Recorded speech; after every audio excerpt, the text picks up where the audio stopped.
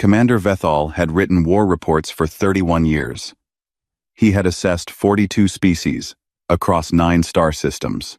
He had watched empires rise and collapse from the cold comfort of his command chair. His reports were clean, precise, and always correct. The Concord trusted his judgment more than they trusted their own generals. So when the Galactic Concord sent him to observe the humans, Vethal was not worried. He was, if anything, mildly bored. Humans had only had faster-than-light travel for about 40 years. They had 3 active colonies outside their home system.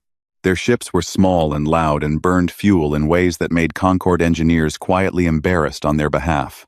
On paper, they were a young species, energetic, expanding, and completely unaware of how small they truly were in a very large and dangerous galaxy. Vethal's mission was simple. Watch them. Assess their military strength. Write a report. Recommend whether the Concord should invite them to the table or simply make sure they never became a problem. He expected to be done in 2 weeks.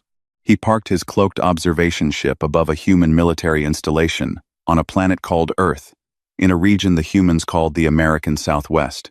It was a dry, dusty place, with a big sky and pale yellow land that stretched for miles. Vethal settled into his observation chair, activated his long-range visual sensors, and watched. The first thing he noticed was the noise. Concord military bases were quiet and orderly. Soldiers moved in neat formations. Everything had a place. Everything had a time. Efficiency was sacred. But this human base was loud. There was music playing from somewhere. Not formal music, chaotic music, with heavy repeated sounds that one of Vethal's crew members described as rhythmically aggressive. 2 soldiers near a vehicle were laughing so hard that one of them had to lean against the wall to stay standing. 3 others sat in the shade, eating something from small bags and throwing the empty bags at each other. Vethal turned to his second-in-command, Sub-Commander Zelith. "Is there a celebration happening?" he asked. Zelith checked her scanner. "No, sir. This appears to be a standard Tuesday." Vethal looked back at the screen. A soldier had just drawn a face on the side of a large explosive device. Not a threatening face. A smiling face, with small dots for eyes. Another soldier saw it, and pointed, and laughed. Vethal wrote his first field note. Subject species appears to suffer from a collective behavioral disorder. Recommend further observation before any formal engagement decision. He kept watching. The afternoon brought a training drill. This was more promising. The soldiers lined up, received instructions from a large, loud human who appeared to be in charge, a sergeant, according to Vethal's translation software, and began a series of physical exercises. They ran. They climbed things. They crawled through mud. Vethal leaned forward slightly, because this at least looked like military activity. Then the weapons portion began.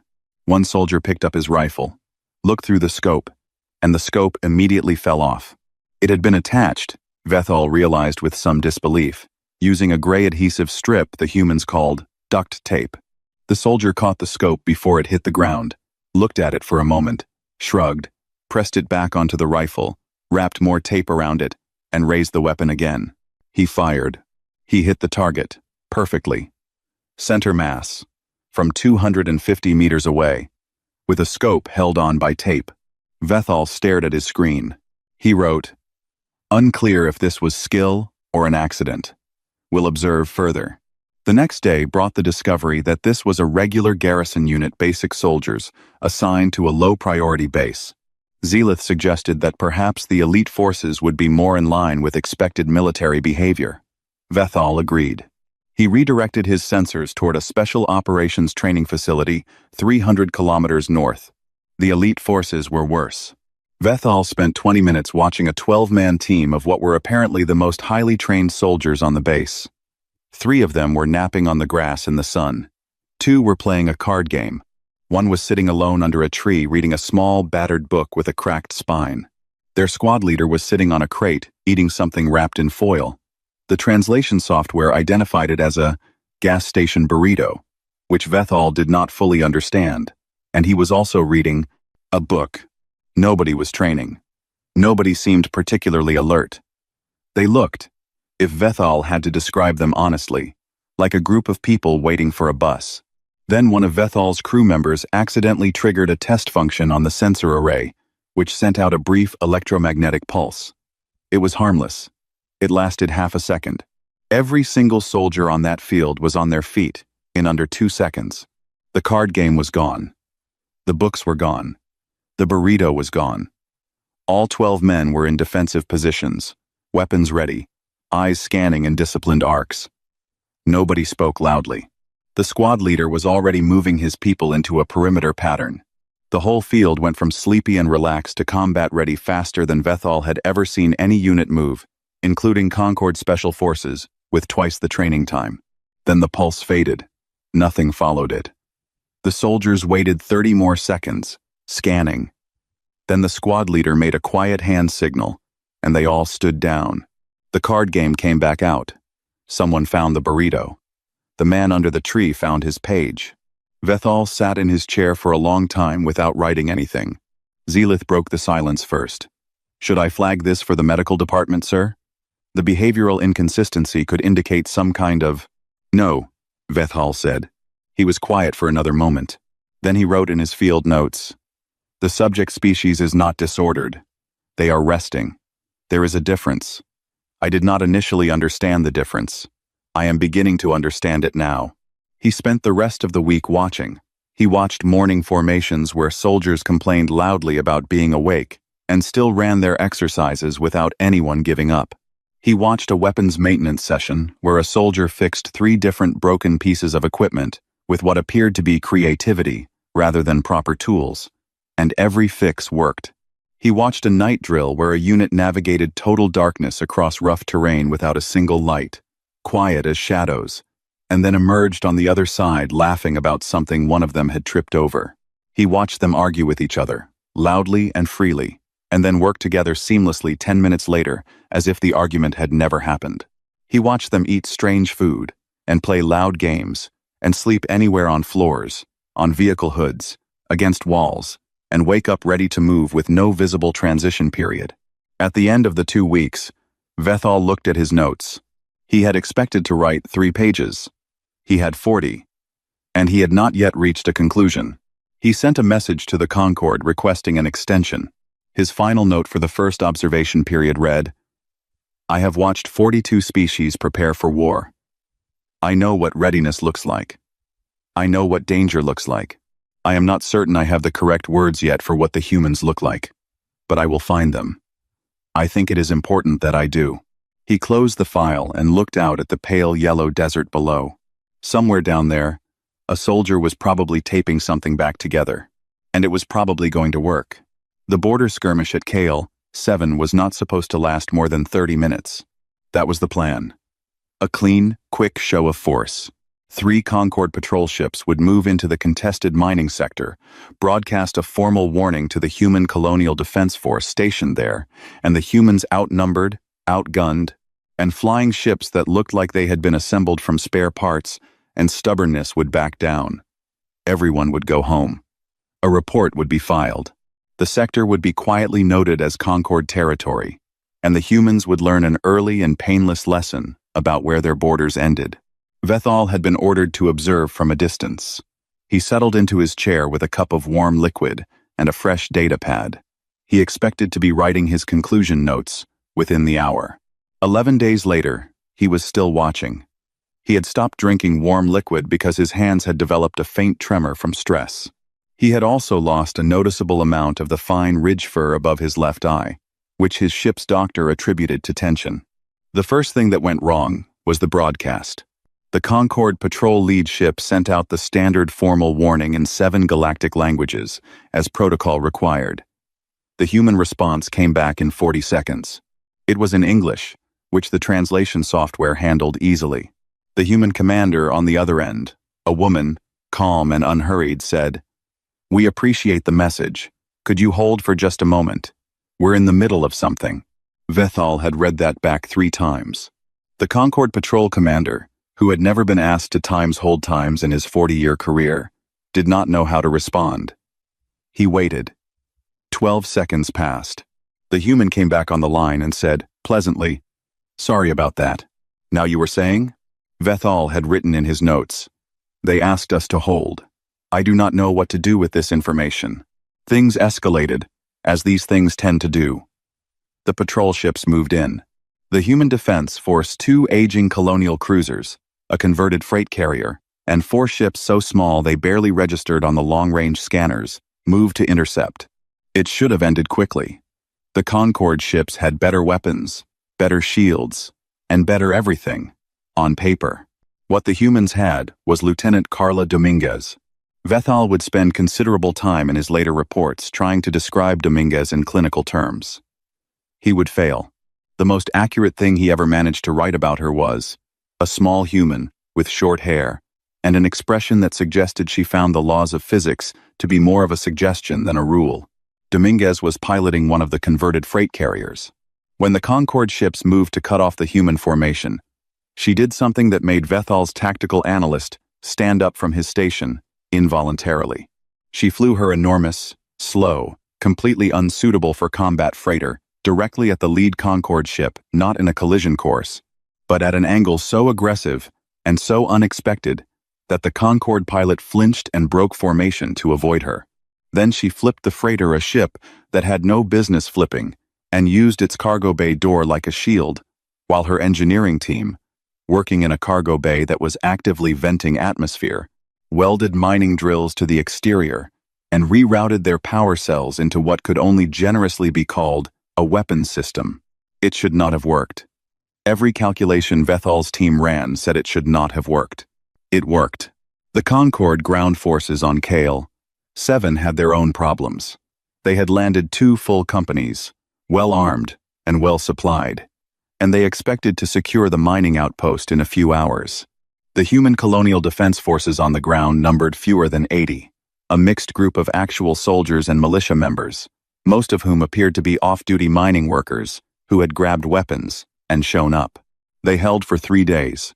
They held by moving constantly, using the mine tunnels as roads, appearing in places they had no logical way of being, and communicating in a rapid, casual, almost incomprehensible way that Vethal's translation software kept flagging as possible encrypted shorthand, before he realized they were just talking very fast and using a lot of nicknames. On the 4th day, cut off from supplies and surrounded on 2 sides, the human ground forces did something Vethal had never documented in 42 species assessments. They started singing, loudly, together. A song that, when translated, was about a person who kept falling down, but kept getting back up, which Vethal noted was on the nose, even for a species as straightforward as humans. His ground commander filed an urgent report, suggesting possible psychological breakdown in the enemy unit. Vethal looked at the audio readings of the singing strong, steady, rhythmically consistent, and wrote back, "This is not a breakdown. Monitor, but do not engage. I want to see what this is." What it was, he eventually understood, was simply what humans did when things got hard. They made noise together. They reminded each other. They were not alone. It was, by any metric he had, completely impractical and militarily irrelevant. It was also, he noted with some discomfort in his private log, the most cohesive unit behavior he had ever observed. 3 more formal surrender ultimatums were sent over the next 4 days. The responses from the human commander were, in order, a polite decline with thanks for the offer, a confused question asking whether there was room for negotiation on the terms, and then on the 3rd, the now famous response that Vethal included verbatim in every version of his report, because he could not find a way to summarize it that did justice to the original. "Sorry, could you repeat that?" "We were in the middle of something." They had used the same phrase. Vethal did not know if it was intentional. He suspected it was. He had no evidence. He included a footnote. The skirmish ended not in victory for either side, but in a tactical standoff. Concorde forces pulled back to reassess. The human defense held the outpost, and both sides quietly agreed to stop shooting while their respective governments panicked. It was formally logged as a draw. Vethal filed his field report on the engagement. It was 19 pages. His supervisor sent it back with a note that said it read less like a military assessment and more like a personal record of bewilderment. Vethal did not disagree. He sent it back unchanged. Then he filed for 2 weeks of medical leave. His doctor cleared it immediately. The ridge fur above his eye had not grown back, and his resting pulse was running high. The doctor asked him what had caused the stress. Vethal thought about Dominguez flipping a freighter. He thought about the singing. He thought about, "Could you hold for just a moment?" "I've been watching humans," he said. The doctor nodded slowly and extended the leave to 3 weeks. When Vethal returned from medical leave, he was given a new assignment. The War Council of the Galactic Concord wanted a formal, structured analysis. Not field notes, not personal observations, not 19 pages of what one senior admiral had described, with visible frustration, as you watching humans and slowly losing your composure. They wanted a proper document. Systematic. Professional. A side-by-side comparison of standard Concord military doctrine against observed human behavior. Rules of engagement, combat protocols, battlefield psychology, all of it, laid out clearly in a table that the council could read and use to make decisions. Vethal accepted the assignment, requested full access to 3 months of additional surveillance data from human military operations across 4 planets, and sat down to write the most organized document of his career. It was 53 pages long. There was not a single table in it. 3 members of the War Council had to take short breaks during the briefing. One of them stepped outside and stood in the corridor for 4 minutes before coming back. The section on combat retreat came first, because retreat was foundational. Every intelligent species that had ever survived long enough to reach the stars had learned the same basic lesson. When you are outflanked, when the enemy has cut off your position and your numbers are failing, you retreat. You preserve your forces. You fight again from a better position. It was not cowardice. It was the most rational decision a military mind could make. Vethal had 3 months of data. In that data, there were 11 separate engagements where human forces had been clearly and definitively outflanked. In 9 of those 11 engagements, the humans had not retreated. In 8 of the 9 they had won. Vethal spent a considerable number of words trying to explain this. He kept arriving at the same place. The humans, when outflanked, did not experience the situation the way any other species did. They did not calculate their losses and decide to preserve what remained. They looked at the fact that there were now enemies behind them as well as in front of them, and they appeared to decide that this meant they were now in a position to attack in more directions simultaneously. He wrote, "The human word for encirclement appears to be in practice, if not in translation, opportunity." The section on emotional neutrality was shorter but, in Vethal's private estimation, more disturbing. Every serious military organization across the Concord trained its soldiers to manage their emotions. Anger made you stupid, fear made you slow, grief made you reckless. A calm soldier was an effective soldier. The evidence for this was enormous and old and accepted without debate by every species that had ever fought a war. Except humans. Vethal had the data from a ground engagement on the colony world of Ceres. 4. A human unit had been holding a communications relay against a Concord probe force. The engagement was going poorly for the humans. They were losing ground. They were tired. And a probe drone had scored a hit on one of their positions.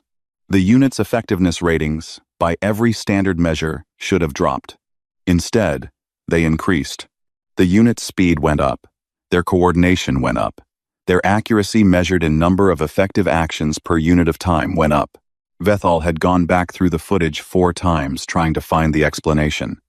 He found it eventually, in a piece of communication between 2 soldiers that his surveillance had captured. One of the soldiers had told the others that someone had insulted their city's sports team. Vethal was not fully certain what a sports team was. He understood it to be a group of humans who performed competitive physical activities for entertainment. He did not understand how an insult directed at such a group could increase a soldier's effectiveness in live combat by a measurable percentage. He included the footage, the data, and a note that read, "I cannot explain this. I have included it because I believe it is important." The section on surrender was the one that caused the first break in the War Council briefing. Surrender, in Concord doctrine, was not shameful. It was rational. When defeat was statistically certain, the calculation was precise. The threshold was known. A unit surrendered. They lived. They were processed, and eventually exchanged. The war moved on. This was how intelligent species behaved. Vethal presented the Council with data from 18 engagements where human forces had faced odds that cleared the Concord's own threshold for certain defeat. 17 of those 18 units had not surrendered. He quoted a human soldier from intercepted communications. The soldier had been told, by his own officer, that their odds of surviving the next hour were approximately 3%. The soldier's response, which had been recorded, and which Vethal read aloud in the council chamber was, "That's still a 3%. So what are we waiting for?" The room was quiet for a moment. Then came the section on civilian behavior, and one of the council members stood up and walked out. In every conflict Vethal had ever documented, there was a clear line between military and civilian populations. Civilians suffered in wars. This was unavoidable and terrible, but they did not, as a rule, actively participate. They sheltered. They fled. Sometimes, they resisted in small and local ways, but they did not, as organized populations, decide to simply join the war effort without being asked. Humans, it turned out, did exactly that. Vethal presented footage from the colony world of Kale, 7, taken after the skirmish. Human civilians, farmers, shop owners, teachers, and retired workers had, without any formal instruction, begun quietly supplying the defense force with food, parts, medical materials, and information. Some of them had taken more direct roles. The footage showed a network of ordinary people who had looked at a war happening near them and simply decided they were part of it. And then there was the woman on the northern settlement road. She was 71 years old. She had silver hair and a small agricultural vehicle called a harvester. A Concorde patrol skiff, armored, with 2 crew members, on a reconnaissance pass, had come down her road. The woman had looked at it. She had gotten into her harvester. She had driven it directly into the skiff at the highest speed the machine could manage. The skiff was inoperable. The woman walked away with a bruised arm. She had reportedly told a neighbor afterward that she was not going to just sit there. Vethal showed the footage. An elderly Concorde admiral, white-ridged and long-decorated, watched the clip in complete silence. Then, he turned to Vethal. "Is she a trained operative?" the admiral asked. "She is a retired schoolteacher," Vethal said. The room stayed very quiet for a while. Vethal closed the section, straightened his papers, and looked out at the council. "I want to be clear," he said. "I am not recommending conflict with these people. I am recommending that before anyone in this chamber makes any decision about how to handle the human species, they understand one thing." He paused. "The soldiers are not the most dangerous part. The Vrex Collective attacked, without warning. That was their way. The Vrex had been expanding for 2 centuries by hitting new targets before those targets had time to think. They did not negotiate. They did not announce. They moved fast, hit hard, and kept moving. It had worked on 11 species before. They saw no reason it would not work again. What they had not accounted for was that their 2 new targets happened to already be annoyed at each other, and that one of those targets was human. The attack hit both Concorde frontier stations and human colonial outposts on the same day, within hours of each other. The message was clear: the Vrex wanted both of them destabilized at the same time, hoping the 2 powers would be too busy blaming each other to respond effectively. It was a good plan. It was the kind of plan that worked against every species that thought carefully about who their real enemy was before they started fighting. The humans responded in 6 hours with a ceasefire proposal to the Concorde. The message was direct and short. It said, more or less, that they could argue about the mining sector later, but that there was currently something much bigger hitting both of them, and that they should probably deal with it together. The Concorde debated for 9 hours. Vethal spent most of that time sitting outside the debate chamber because he had already made up his mind, and waiting for other people to catch up was not his strongest skill.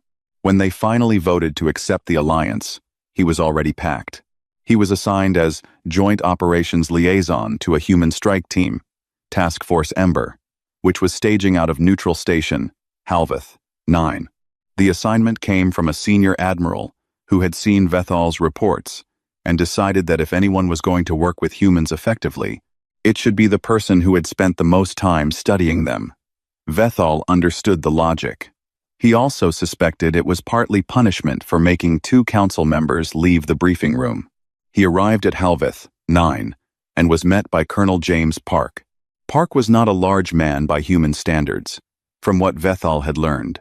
He was average height, with short dark hair starting to go gray at the edges, and calm eyes that moved around the docking bay when Vethal came off the ramp, not nervously, just in the way of someone who was always quietly aware of his surroundings. He was in uniform, but the jacket was unbuttoned. He had a cup in his hand. He extended his other hand toward Vethal. Vethal had read about human handshakes. He took the hand and performed the gesture correctly. Park nodded, apparently satisfied. "Commander Vethal," Park said. "Welcome. You want some coffee?" Vethal had also read about coffee. He accepted a cup out of what he considered professional curiosity. He took one careful sip. The sensation was immediate, complex, and not entirely unpleasant, though it was also much more aggressive than anything he normally consumed in the morning. He looked at the cup. "What is this?" he asked. "Fuel," Park said simply, and walked him toward the briefing room. The plan Park laid out was not what Vethal expected. It was not a large, methodical assault. It was not a slow buildup of coordinated forces. It was 3 things happening at the same time, each dependent on the others, with a margin for error that Vethal's tactical background told him was uncomfortable at best. The first was a decoy signal, a Concorde ship broadcasting a fake command frequency to pull Vrek's attention one direction. The second was a mining charge, repurposed by the human engineering team, converted into a shaped breach device that would open a specific section of the Vrek's command ship's hull. The third was Private Torres. Vethal had looked at the plan notes, and then looked up at Colonel Park. "You want 1 soldier to voluntarily be captured," he said carefully. "Board the enemy command ship through a prisoner intake, and disable their communications array from the inside." "Torres volunteered," Park said. "Why would Torres volunteer?" Park thought about this for a moment. "Ask him." Torres was 24 years old, with a wide grin and a habit of talking with his hands. When Vethal found him in the equipment bay and asked why he had volunteered to be fake captured and sent alone into a Vrek's command ship, Torres shrugged cheerfully. "Because I'm better at the sneaky stuff than anyone else here," he said. "And because if it works, I get to say I walked into a Vrek's ship on purpose. That's a good story." Vethal looked at him for a moment. "And if it doesn't work?" Torres's grin didn't change. "Then I'm bad at my job and I deserve what I get, sir." It worked. Torres was brought aboard as a prisoner, gave the Vrek's guard who searched him a calm, pleasant smile that the guard apparently found unsettling enough to rush through the process, found the communications array in 11 minutes, and had it dark in 14. The breach charge went off on the outer hull. The decoy signal pulled the escort ships out of position. Task Force Ember hit the command ship before it could coordinate a response. The battle lasted 2 hours and 18 minutes. The Vrek's command ship was disabled. The attack on both Concorde and human space collapsed without central coordination. Vethal had spent most of those 2 hours and 18 minutes at a secondary tactical station, watching humans fight in person for the first time, rather than through surveillance footage. It was different, seeing it from inside. The controlled chaos of it. The way they talked to each other, short, fast. Almost a private language built over years of working together. The way they made decisions in seconds, that Vethal's training told him should take minutes. During a lull, while the Vrek ship drifted and Park's people secured the breach point, Vethal sat down next to the colonel. He had been carrying a question for months. Since the garrison base, since the duct-tape scope, since the grandmother and the harvester, he had found many clinical answers in his data. He had not found a real one. "Why do you fight the way you do?" he asked. "Why the risk? Always the unnecessary, avoidable, dangerous risk?" Park was quiet for a moment. Not like he was avoiding the question, more like he was finding the right words. "Because the people behind us are worth the risk," he said. He said it simply. Not like a speech, like it was just the obvious answer to an obvious question. Vethal did not write that down. He didn't need to. It stayed with him the way things stay, that answer a question you didn't know you'd been asking. After the battle, the human crew gathered on the flight deck. It was a small, quiet ceremony. Those who had been lost were named. There was silence. There were a few words spoken by Park. No announcements. No ceremony music.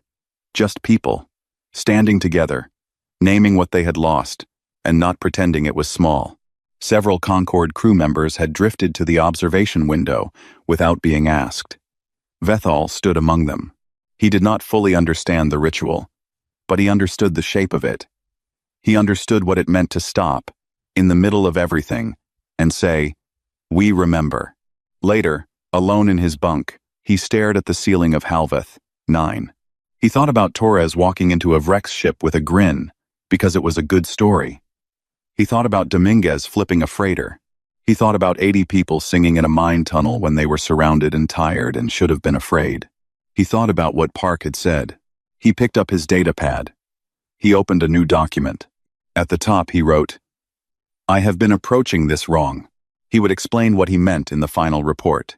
The Grand Assembly of the Galactic Concorde met in full session only 7 times in a standard year. The chamber was enormous, a wide, tiered hall cut from pale stone, with seats for 300 of the most powerful military and political figures across 14 member species. The acoustics were perfect. The lighting was formal. Everything about the room was designed to communicate that what happened here was serious, considered, and permanent. Vethal stood at the central platform with 240 pages of printed report under his arm and looked out at the gathered assembly. He had rehearsed this. He had written and rewritten the opening 3 times. He had practiced in his quarters the night before. He had gone over the structure, the flow, the careful build of evidence and conclusion. He was a professional. He had done this 31 times. He knew how to deliver a report. He put his papers down on the podium. He looked at the assembly. "I was sent to assess the human species," he said, "to determine whether they were a threat or a resource, or a problem to be contained. I am here to give you my conclusion." He paused. "Do not go to war with humans." The room was quiet. "I say this not from fear," Vethal continued. "I say it from something that took me considerably longer to arrive at. I say it from respect." He walked them through everything. He started from the beginning, the garrison base in the desert, the soldier with the duct-taped scope. He kept that detail in deliberately, because it mattered. It was the first moment he had seen something he could not fit into his existing understanding. A weapon held together by the cheapest adhesive material the humans manufactured, used by a soldier who was casual and relaxed and completely confident, and then the shot. The perfect, clean, center shot. He had thought at the time that it might be an accident. He knew now that it was not. He walked them through Kale, 7, through Dominguez and her converted freighter, and the engineering team working in a bay that was losing air, and how they had built something that should not have functioned, and flew it at a Concorde warship without flinching. He described the 80 ground troops in the mine tunnels, tired, surrounded, singing. He described the surrender ultimatums they had refused, and the response that had come back on the third one, which he read aloud in the chamber. "Sorry, could you repeat that?" We were in the middle of something. There was a small sound from somewhere in the upper tiers, something close to a suppressed laugh. Vethal did not comment on it. He walked them through the rules of engagement analysis, the encirclement that became an attack, the anger that became precision, the 3% chance that one soldier had decided was enough. He showed the footage of the grandmother and the farm harvester. He watched the assembly watch it. He saw the moment the elderly admiral in the front row recognized the clip, the slight forward lean, the stillness that followed. Then he talked about Halveth, 9, about Park and Torres and the plan that had no right to work. He did not tell them what Park had said during the lull that felt like a private thing, not assembly business. But he described the ceremony on the flight deck and the Concorde crew at the window and what it had looked like from the outside to watch a group of people stop and remember. Then he turned to his conclusion, which was the part of the document that would later be reproduced, quoted, carved, framed, argued over, and eventually banned from public reading in 7 member states, not for being wrong, but for being the kind of thing that made senior military officers laugh helplessly at inappropriate moments. He read it plainly, in the same even tone he had used for the entire briefing. The humans are not the most powerful species we have encountered. They are not the most advanced, the most disciplined, or the most technically sophisticated. On almost every measurable scale, they sit in the middle range of species currently active in explored space. He let that sit for a moment. They are, however, the most dangerous species I have assessed in 31 years of service. Not because of their weapons, not because of their ships, or their numbers, or the strength of their economy. They are dangerous because of a single quality that I have found no scientific or psychological framework sufficient to fully explain. He looked up from his papers. They do not accept the outcome until it has happened. He explained what he meant. Other species, all other species, including the Concorde's finest, had a threshold, a point at which the calculation was complete, the numbers were clear, and the rational mind accepted the result. It was not weakness, it was intelligence. You could not fight mathematics. Humans fought mathematics. Not by ignoring it, not out of stupidity. They understood the odds. They could read a situation as clearly as anyone. But somewhere, in how they were built, in the way they thought and felt and decided, there was a piece that looked at a closing door and chose to walk toward it anyway. Not because they were certain they could get through, but because they were not willing to be the reason the door stayed closed. He read the final paragraph.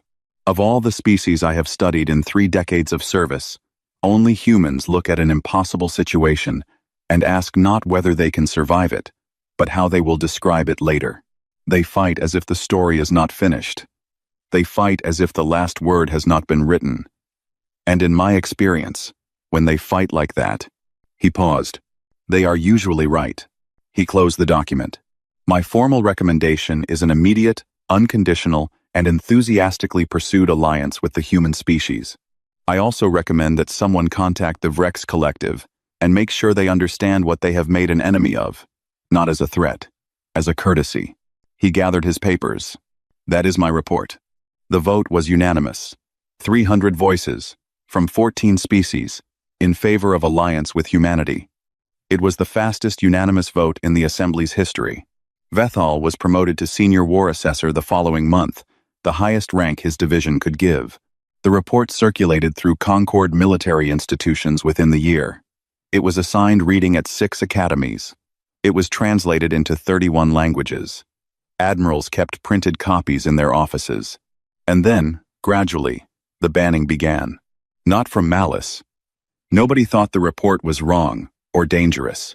The problem was that senior officers, admirals, generals, decorated commanders with decades of service kept reading certain sections during active duty periods and losing their composure.